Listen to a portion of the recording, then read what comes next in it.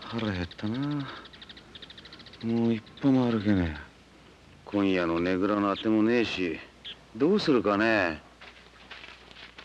みんな忙しそうに歩いてるのに、俺たちのことどう見てんのかね。おい太郎、お前なんとか返事ぐらいしろよ。俺がさっきからこれだけ思い悩んでんのに。水臭いやつだな。バカ、お前はまだ喋れるだけマシだ。俺はもう口も利けんわい。そうか、今日で3日も飯食ってねえもんな。バカ、3日じゃねえんで今日で4日目だ。4日？ああ、俺もダメだ。バカ、ああ、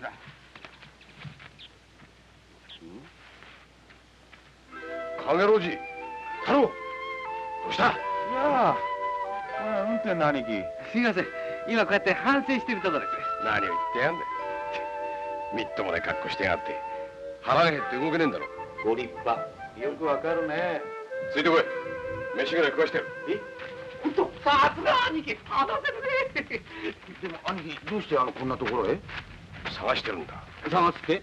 ああ、強い浪人と綺麗な女の人たち。みんなどっか行っちまった。たとえ日本国中草の根分けても探し出してみせる。何年、いや何十年かかろうが必ず探し出してみせる。どうして？どうしてってお前、それが男の意地なんだ。しかしなんだね、珍しく兄貴が怖い顔してたね。男の意地、いい言葉だね。俺たちは食い意地だけだもんな。やっぱり反省しなくちゃな。あ、ね、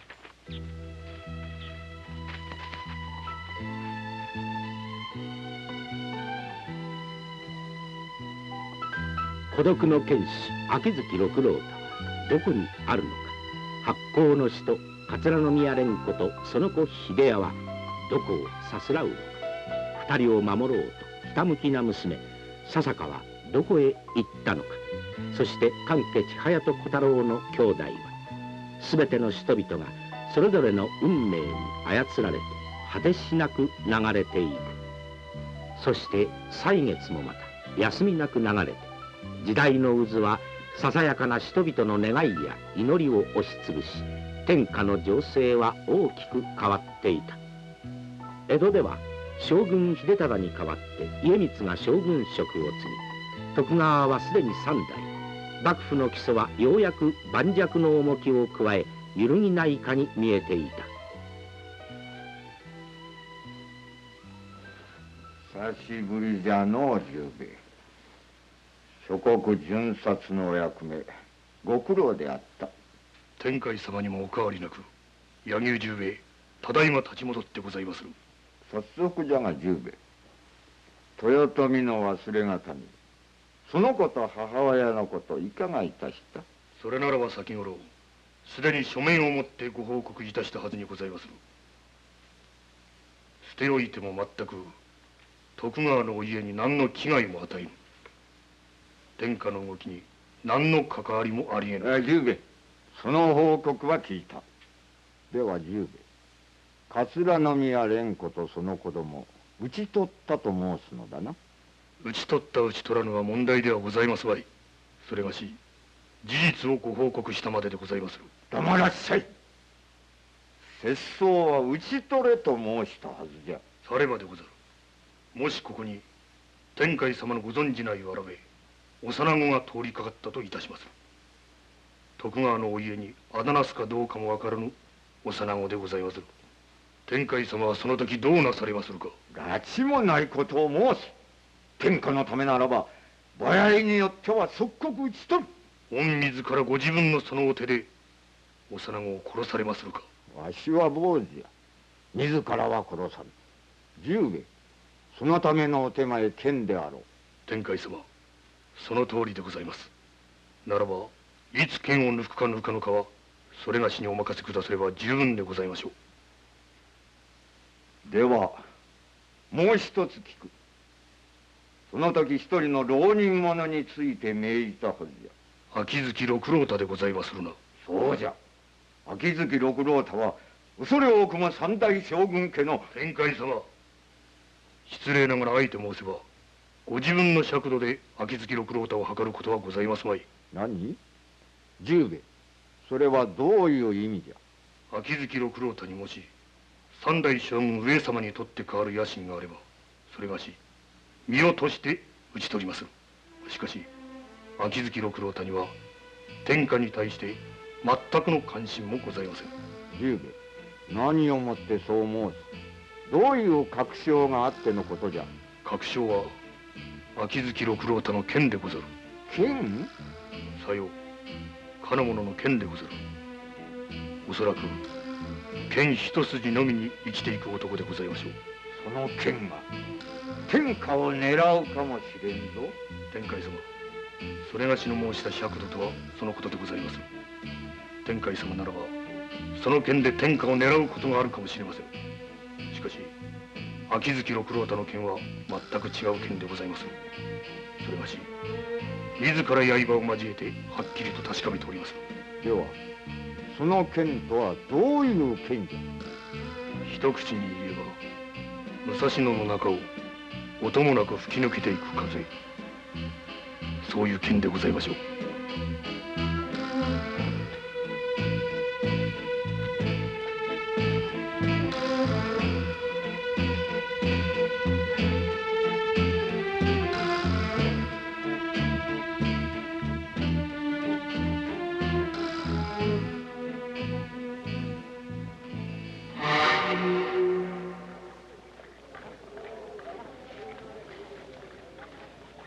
七兵衛。朝比奈の殿様。ついてこい。いいから黙ってついてこい。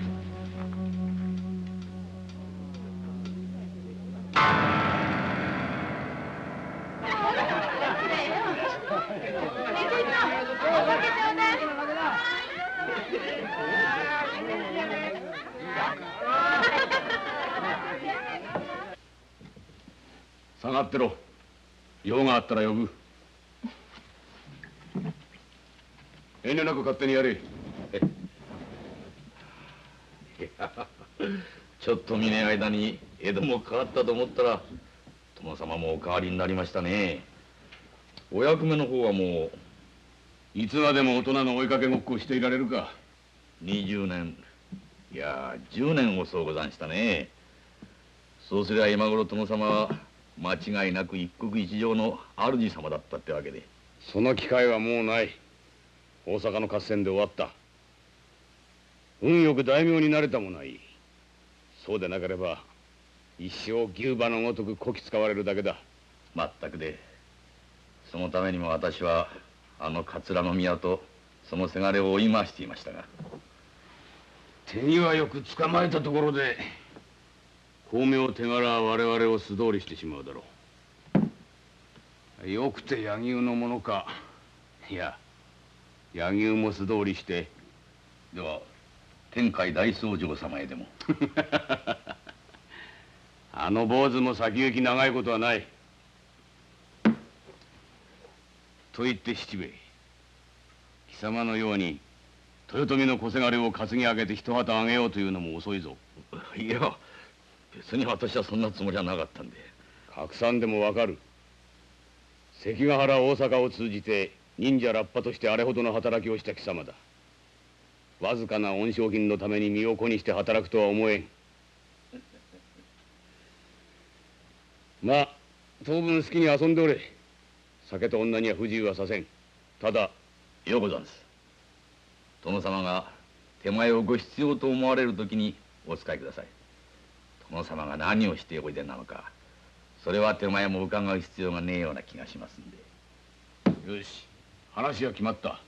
杯干せ。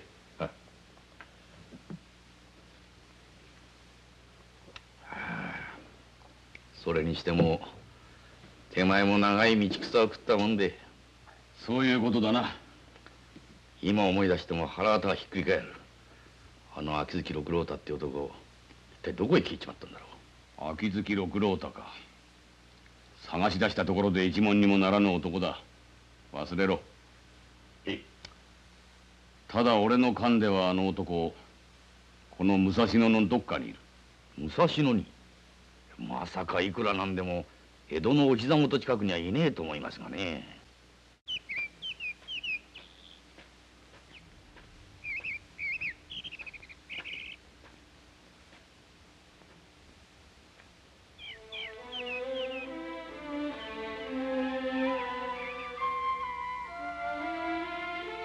ご苦労太様。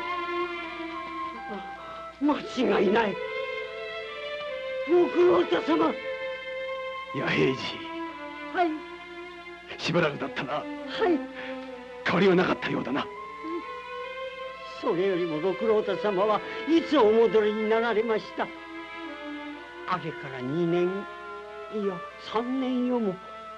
あの日ふとお姿が見えなくなって以来どのぐらいお探しいたしましたか？それは悪かった。ただなんとなく遠くへ行こうと思った。できればこの日本の国から離れようと思った。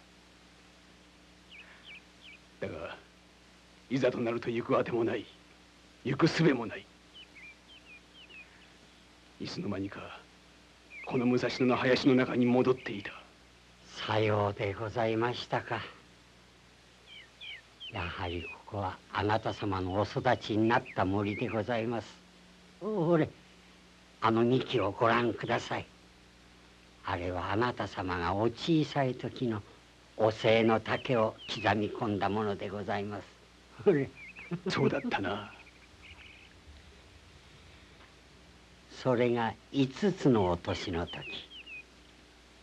それが6つの時、それが7つの時。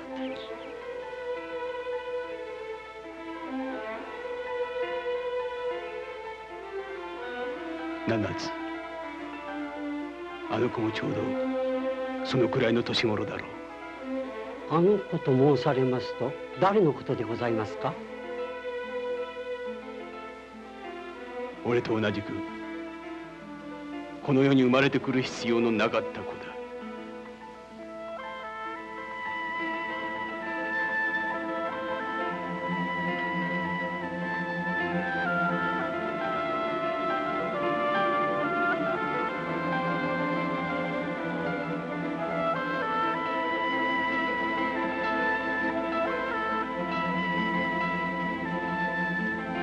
母上、少し休んだ方がよくありませんか？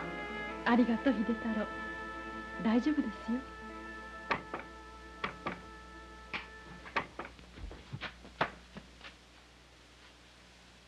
若様、早く開けてくださいまし。なんだ、笹香か。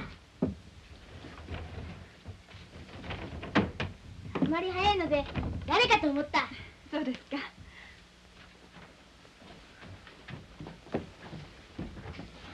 ただいま帰りました。今日は随分と早いのですね。いいえ、あまりいいことを聞いたのでお許しをもらって急いで帰ってまいりました。いいことって？江戸へ参りましょう。江戸へ？そうです。今日お店に来た旅の人に聞いたのです。江戸にとってもいい目のお医者様がいらっしゃるそうです。玄雄様とおっしゃるお坊様のお医者様で、どんな目の病もきっと治してくださるそうです。姫宮様、江戸へ参りましょう。でも江戸に参ってはかえってこの子のことが。いいえ、大丈夫と思います。あれからもう3年以上過ぎています。若様も秀太郎様とお名前を変えられ、町を歩かれていても誰からも気づかれる恐れはございません。でも今でさえもまた江戸に出向いてはささかに苦労をかけてしまいます。何をおっしゃいます。もともとこの宿場町はほんの仮の住まいのはず。それにここにいつまでもおりましてはそのお目はよくはなりません。立派にご成長されている若様のお姿をご覧になるためにも江戸へ参りましょう。若様、そういたしましょう。母上の目が見えるようになるのならどこへでも行こう。そうです。姫宮様、若様もそうおっしゃっておられます。だって母上、笹香、ここにいたら母上の目も治らないし、それに誰とも会えないもの。誰ともって秀太郎はあの方たちのことを覚えているのですか？はい、覚えてます。そうでございますか。若様は覚えていらっしゃいますか？六郎太様や千早様や小太郎様、そして運天さんを。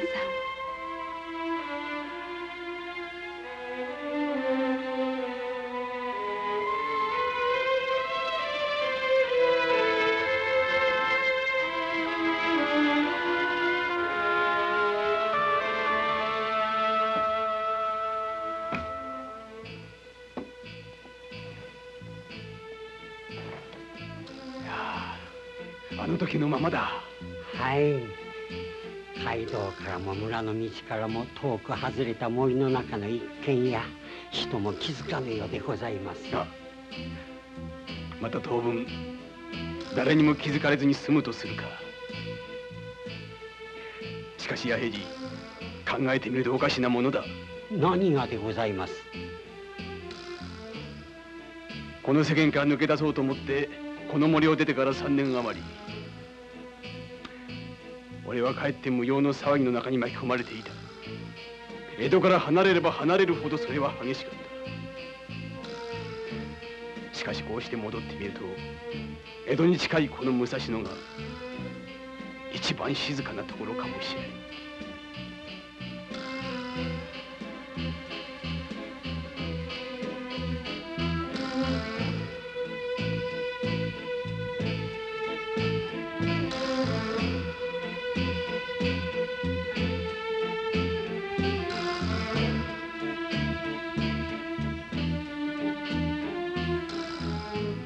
どうぞごゆっくりとお休みくださいます。造作をかけたな。いいえ、手前こそ六郎太様がお帰りになられましたので、明日からまた張りが出てまいりました。谷へ降りてお好きなイワナでも毎日釣ってまいりましょう。どうぞいつまでもいてくださいまし。そうしよう。当分どこへも行かん。行くあてもない。それを聞いて安心いたしました。ではおやすみなさいまし。おやすみ。失礼します。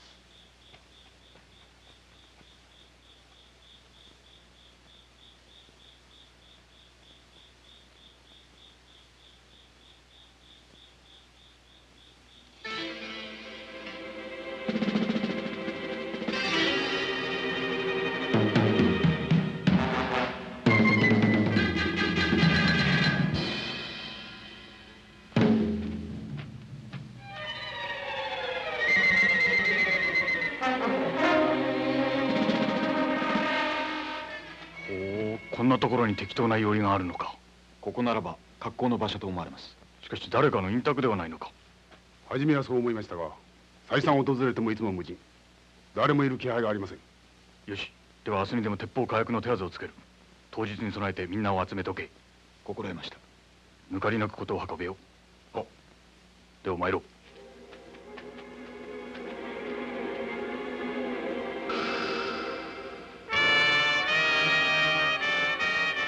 鉄砲火薬。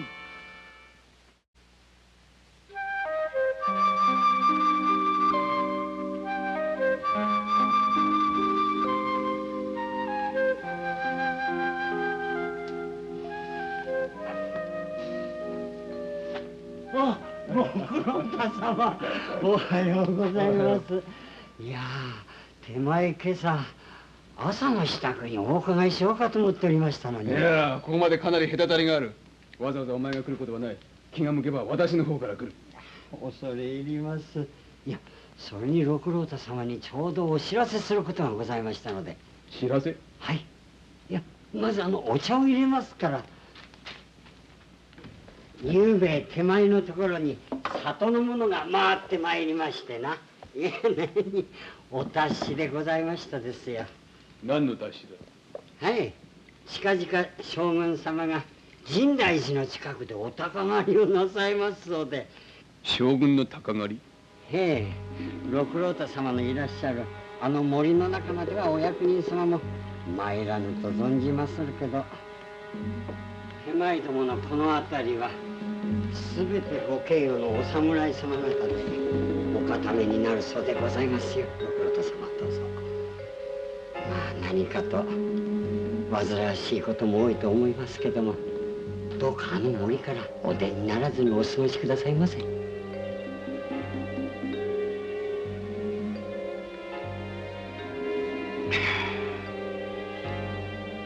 将軍の鷹狩りか。そのためだったの。家光は生まれながらの将軍などと称し、傍若無人の振る舞いと聞いている。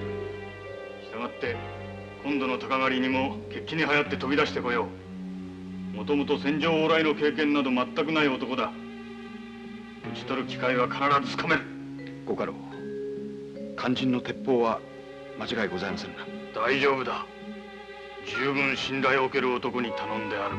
とうとう亡き殿のお恨みを晴らすと言いが来たか。殿に何の落ち度があるというのだ。幕府は一つでも多くの大名を取り潰すことしか念頭にないのだ。殿はその犠牲になられたに過ぎない。あの時追い腹を切らなかったのはただそのお恨みを晴らさんがためだ。血に伏し野に隠れている大勢の家中の者は涙を流して喜びましょう。しかしその大願成就の時は我らは無論刃の折れるまで戦って殿の後を追う。いいな。無論その覚悟はできております。お主、あの人はどうしたのだ。あの人、たくさんでもいい。家中の噂になっていたぞ。お国をお仕えしているお腰元のなんて言ったかな。ほう、そんな人がいたのか。お家があんなことになってしまい、あれっきり会ってもいません。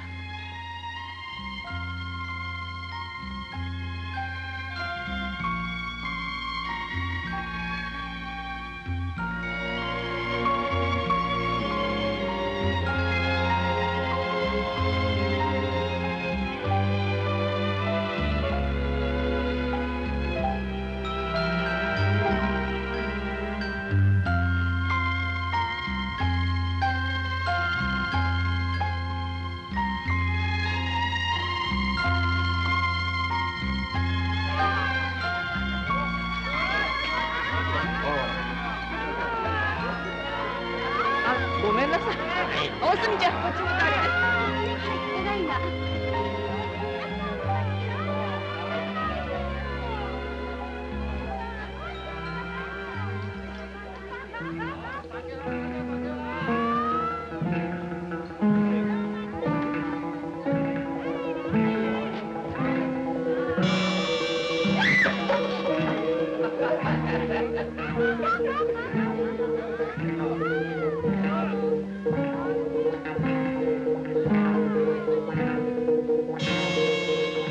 どうだ七兵衛、気に入った娘はいたか。せっかくのご公子でさ、お言葉に甘えてあのお墨って娘をいただきましょうかね。こやつ目が高いな。よかろう。しかしあの娘いまだに客を取ろうとせぬおぼこだ。渋谷はお前の腕次第だぞ。その方が面白いござんす。いいかい、今夜から七兵衛さんの身の回りのお世話をするんだよ。七兵衛さんはね、旦那様の大事なお客様なんだからね。そのつもりで何でも言うことを聞くんだよ。分かってるね。それが嫌ならお客を取るんだね。でもご奉公の時のお約束ではそういうことには。何言ってんだよ。いつまでもお城勤めのお腰元じゃあるまいし。お前んとこにはね、ちゃんと払うだけのものは払ってんだからね。勝手はできないんだよ。いいかい。おかみさん、お侍のお客さんですけど。あ、そうか。じゃあすぐ行くからね。お前も店へ出るんだよ。忙しいんだからね。殿様、いつかのお客さんが見えましたよ。ほら、岩槻の。そうか、とうとう来たか。よし、奥へ通しておけ。はい。岩槻と言いますと。そうよ。先年幕府に取り潰された武蔵岩槻4万5千石の家来たちだ。その岩槻の侍たちが殿様に何の用があるんで？さあどうぞお上がりくださいませ。どうぞ。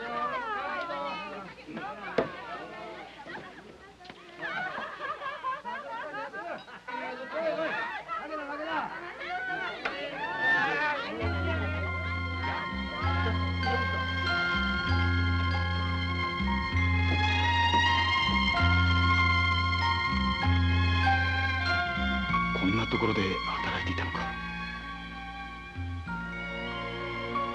苦労したろうな。ちょいと早くお酒持ってきてよ。はい、ただいま。後で表の角で待っていてくれ。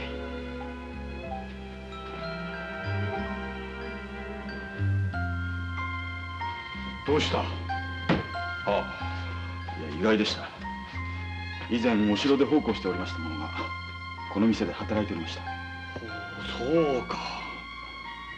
みんな苦労しているのだな。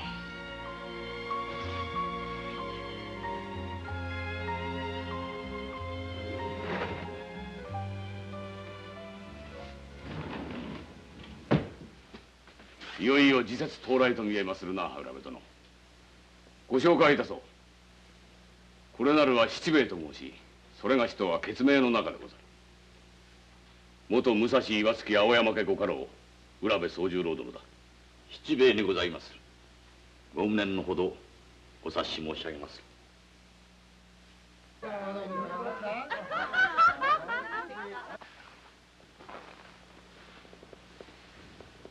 例のものご調達願いまするな。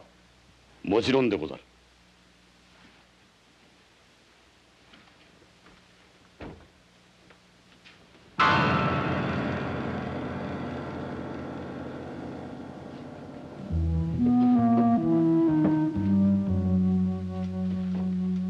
お改めください。何番捕らえでござる。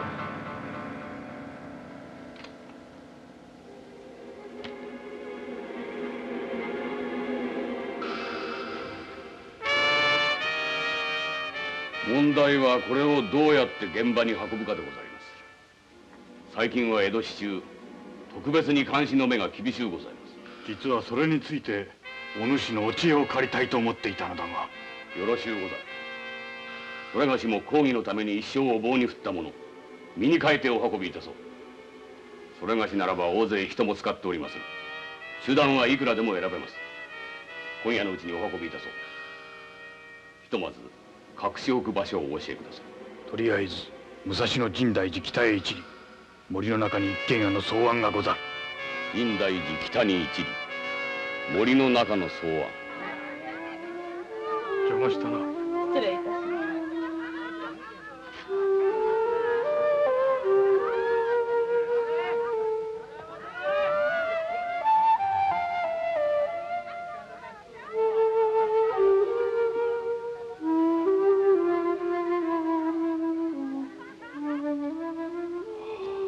さすがお殿様、恐れ入りました。七兵衛、すぐに大目付の役宅行ってくれ。大目付とおっしゃいますと？俺の息のかかってる男だ。ただし俺が徳川に忠義立てして知らせてやることはない。黄金10枚で取引してこい。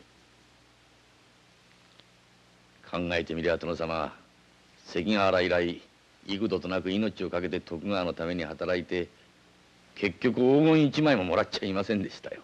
一生こうなって万骨枯れる。俺は万骨にはならぬ。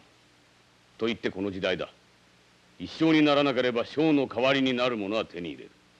七兵衛、これが太平の世の生き方だ。闇の七兵衛、生まれ変わったつもりでお手伝いいたしましょう。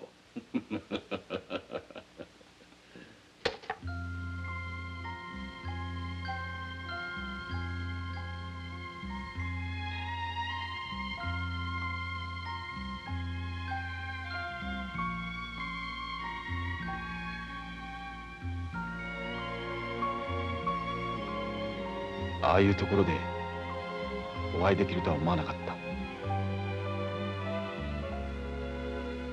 お恥ずかしゅうございます。お家があのようになってから父も病に倒れ、まだ幼い弟や妹もおりますので。分かっている。みんな苦労している。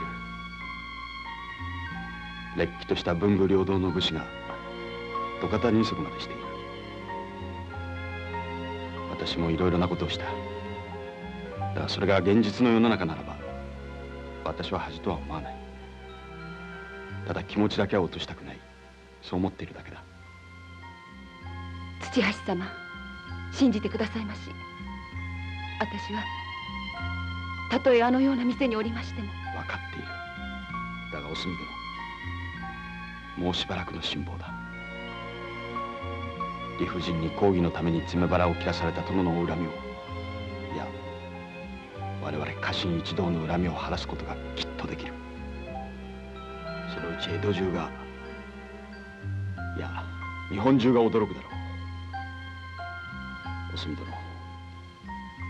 その時はこの土橋源吾も武蔵岩槻青山家の家臣として武士として悔いのない生涯を終えたと、そう思ってくれ。お家があんなことにならなければ私はお墨殿に大事な申し入れをするつもりだったのだが、もう何もかもおしまいだ。生まれ変わってくるしかない。ではごめん。土橋様、土橋様、土橋様。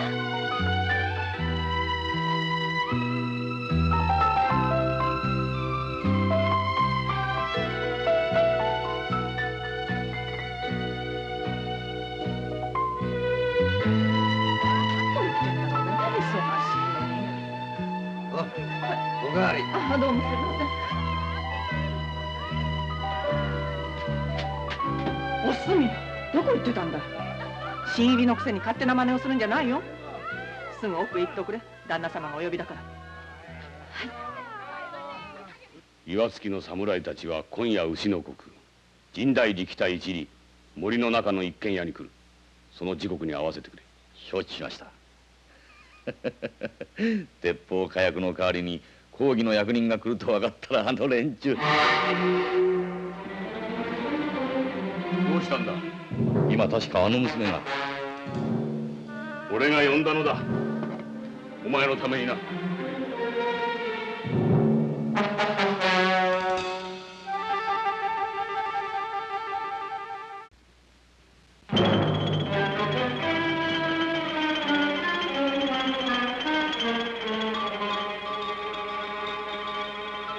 朝比奈殿の使いというのはその方か。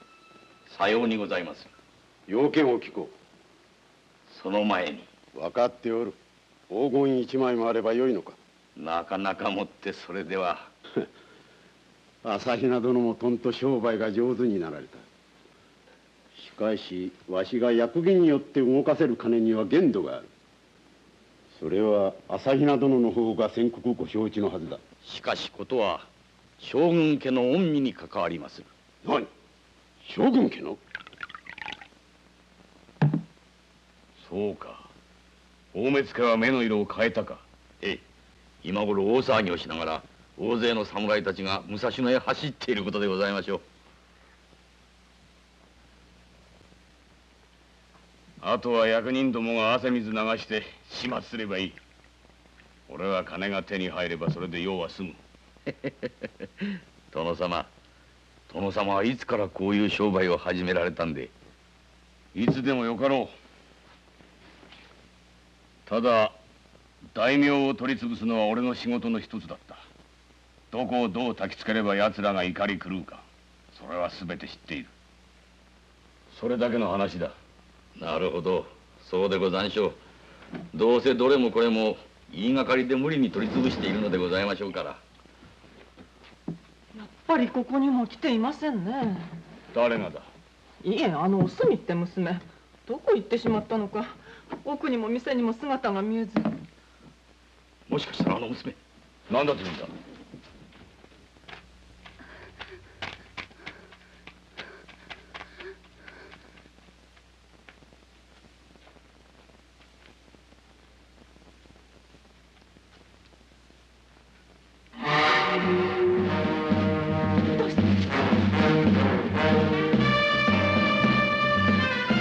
七兵衛が江戸に。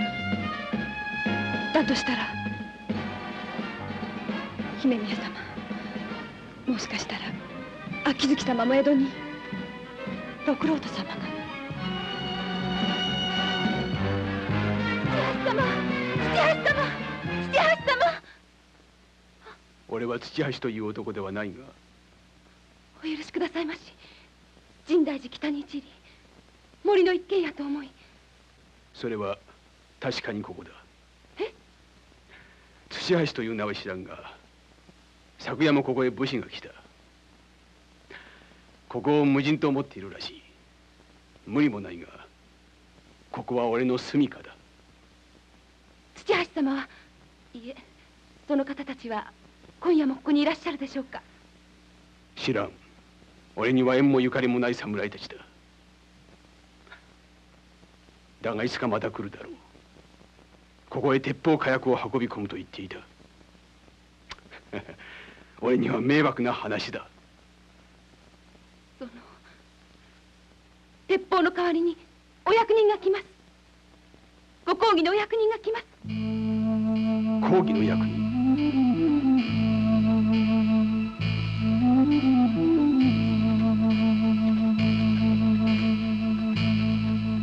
待て。ご家老、どうかしましたか。おかしい様子が。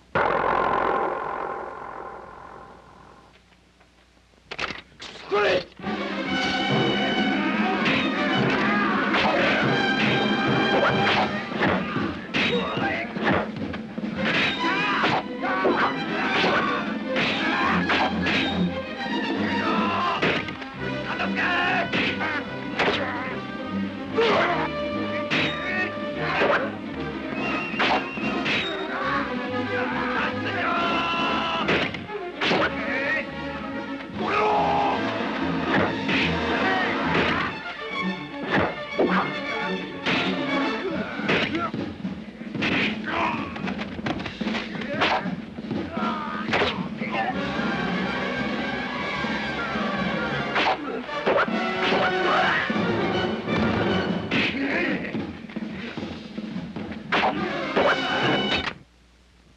森を抜けて走れ。農家がある。そこに潜んでいる。詳しい話を聞く暇ない。まだ聞こうとも思わん。ただ役人はここへ来る。お前は捕らえられるだけだ。その土橋という男に会いたければ森を抜けて走れ。囲め。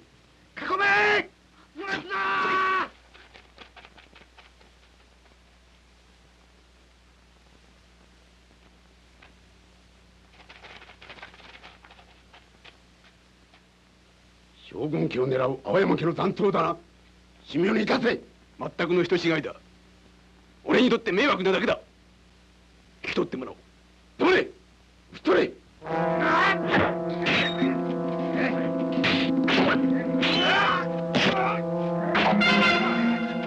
待て。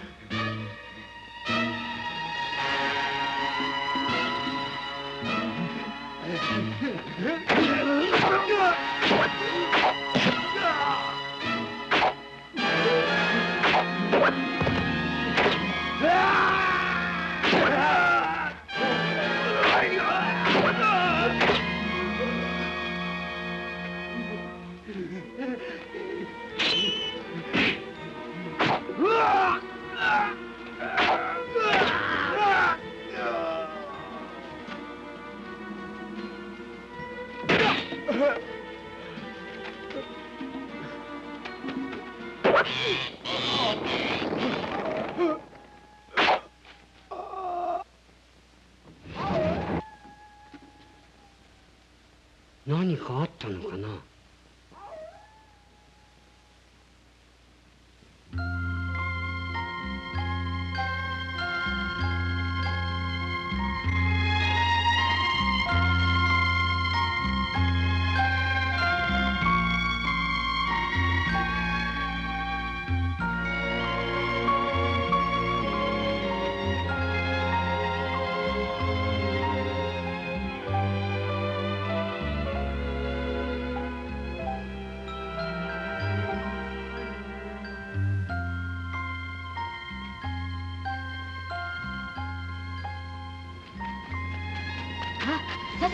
何か分かりましたか。いいえ、何も。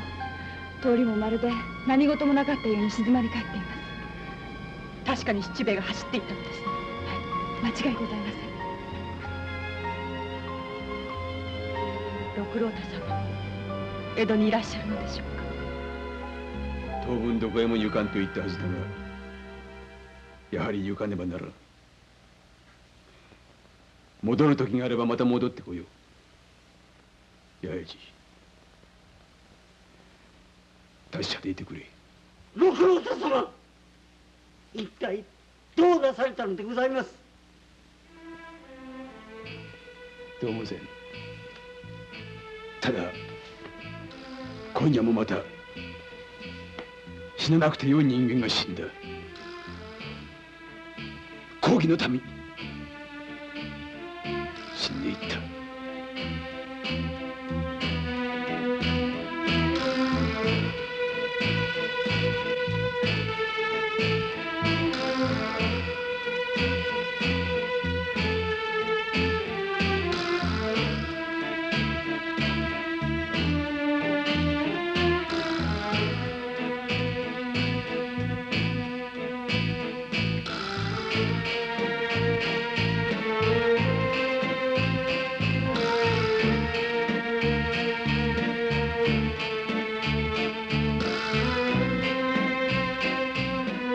一人武蔵野の森に帰ってきた秋月六郎太は再び一人で武蔵野の森を去っていく。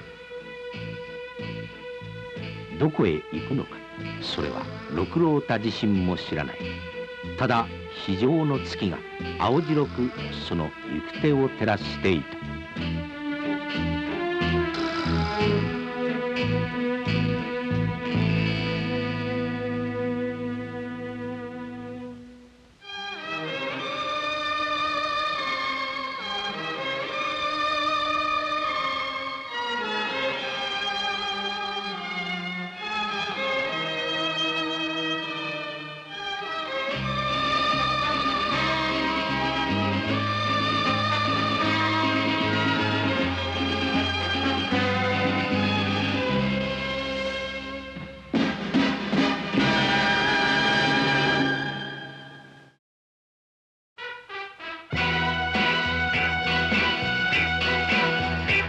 次回運命通り三代将軍家光の治世、江戸は大きく発展し始めていた。追い分けの宿で六郎太と同じ宿に泊まった武家の娘、その娘が持つ二代将軍秀忠のお墨付きをめぐって武士が一人大老屋敷で暗殺された。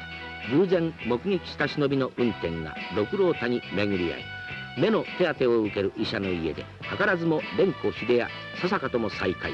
秋月六郎太が徳川の卑劣な権力への小気味よい一撃。次回夜霧の江戸にご期待ください。